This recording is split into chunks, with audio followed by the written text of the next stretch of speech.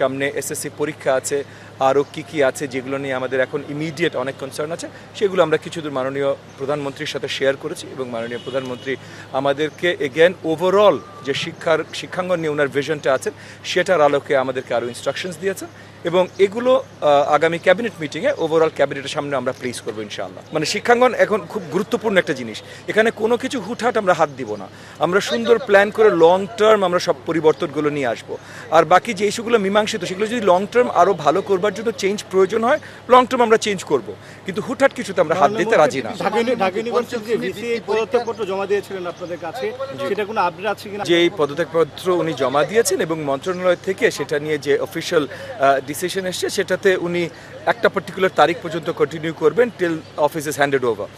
So office hand over করা হবে temporarily next in পজিশনে যিনি আছেন, এবং তারপর আমরা পার্মানেন্ট আবার নেক্সট ভিসি আমরা সঠিক যে পদ্ধতিগুলো একদম সঠিক পদ্ধতি সেই পদ্ধতিগুলোর মাধ্যমেই আমরা এগিয়ে যাব। এবং মাননীয় প্রধানমন্ত্রী এটা নিয়ে জানতে চেয়েছেন বেস্ট প্রসিডিওর্স কী, গ্লোবাল বেস্ট প্র্যাকটিসেস কী এত বড় এত প্রসিদ্ধ বিশ্ববিদ্যালয়ের ভিসি হবার জন্য, এবং সেই সব তথ্য আমরা মাননীয় প্রধানমন্ত্রীর ডেস্কেও পৌঁছাচ্ছি।